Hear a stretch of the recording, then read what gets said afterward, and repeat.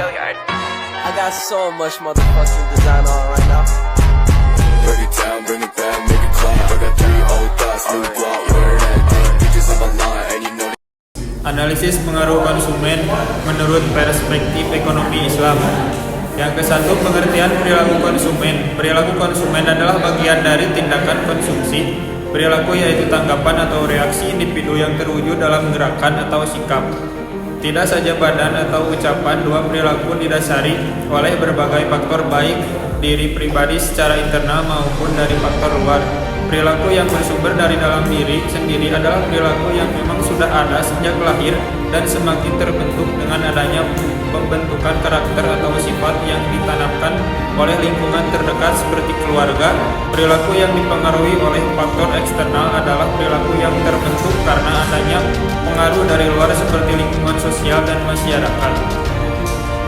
Selanjutnya, faktor-faktor yang mempengaruhi perilaku konsumen seperti yang telah sedikit dipaparkan di awal. Faktor-faktor yang mempengaruhi perilaku konsumen yaitu faktor eksternal dan faktor internal. Faktor eksternal merupakan faktor yang meliputi pengaruh keluarga, kelas sosial, kebudayaan, strategi marketing, dan kelompok referensi. Kelompok referensi merupakan kelompok yang memiliki pengaruh langsung atau tidak langsung perilaku konsumen. Pembelian dan sering dijadikan pedoman dan konsumen dalam bertingkah laku.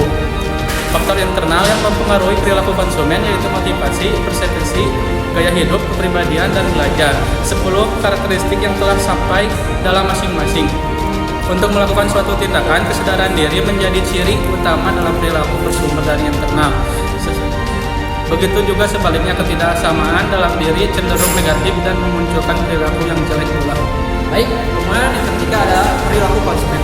Dalam ekonomi Islam, peran Islam konsumsi tidak dapat dipisahkan dari peranan keimanan. Peranan keimanan menjadi tolak ukur penting karena keimanan memberikan cara pandang dunia yang cenderung mempengaruhi kepribadian manusia. Keimanan sangat mempengaruhi kuantitas dan kualitas konsumsi, baik dalam bentuk kepuasan material maupun spiritual. Dalam Islam juga sudah sangat jelas dijelaskan tentang aturan dalam melakukan segala perbuatan baik buruk, halal, haram yang termasuk dalam Al-Quran, hadis, dan ijma ulama. Nilai dasar yang menjadi fondasi bagi perilaku konsumsi masyarakat muslim adalah meyakini terhadap adanya hari kiamat dan kehidupan akhirat, kebajikan, kebenaran, dan ketakwaan kepada Allah Subhanahu wa taala merupakan kunci moralitas Islam. Kemudian ada perilaku konsumen dalam perspektif Islam memiliki dampak yang luas, termasuk yang ke-1, ada etika konsumsi. Mengedepankan keadilan, kejujuran, dan kebaikan dalam transaksi konsumsi serta menghindari riba atau bunga dan praktik ribawi lainnya. Yang kedua, pemborosan. Mendorong konsumen untuk menghindari pemborosan dalam mengeluarkan dan memastikan kebutuhan dasar terpenuhi sebelum keinginan yang berlebihan. Yang ketiga, ada keseimbangan konsumsi. Mendorong keseimbangan antara konsumsi pribadi dan kesejahteraan umat serta masyarakat secara keseluruhan. Kemudian yang keempat, yaitu pertimbangan sosial. Memotivasi konsumen untuk mempertimbangkan dampak sosial dan produk yang mereka konsumsi, termasuk ketika produksi dan pengaruh terhadap lingkungan dan masyarakat.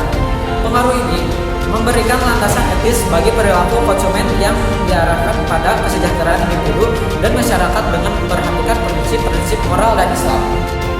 Konsumsi dan produksi dalam perspektif Islam. Yang pertama, konsumsi dalam Islam dalam kehidupan sehari-hari. Konsumsi identik dengan makan dan minum. Tetapi, dalam konteks ekonomi, konsumsi mencakup berbagai hal yang berkaitan dengan pemanfaatan sumber daya yang dibutuhkan manusia. Yang kedua, produksi dalam Islam. Dalam pandangan Islam, produksi diartikan sebagai upaya mengolah sumber daya alam agar menghasilkan bentuk terbaik yang mampu memenuhi kemaslahatan manusia. Perilaku konsumen dalam perspektif Islam berkaitan dengan konsep akhlak sebagai fondasi dalam menentukan baik buruknya suatu tindakan. Dengan pemikiran seperti itu, konsep Homo economicus yang merupakan simplikasi model perilaku ekonomi manusia dianggap tidak dapat mengakomodir realitas yang ada, dan juga karena manusia dan ekonomi merupakan dua hal yang tidak dapat dipisahkan. Hal ini terutama disebabkan oleh karena manusia adalah aktor utama penggerak kegiatan ekonomi itu sendiri, sehingga dengan sendirinya manusia pun akan mendapatkan imbas dari kegiatan ekonominya. Dalam ekonomi Islam, manusia tetap dipandang sebagai faktor utama dalam produksi walaupun mesin sudah bisa menggantikan tenaga manusia. Karena pada dasarnya mesin itu sendiri diciptakan oleh manusia. Dengan demikian, perilaku konsumen dalam ekonomi Islam tidak hanya dipandang dari aspek ekonomi semata, tetapi juga sebagai bagian dari upaya mencapai keadilan, keberlanjutan, dan kesejahteraan sosial.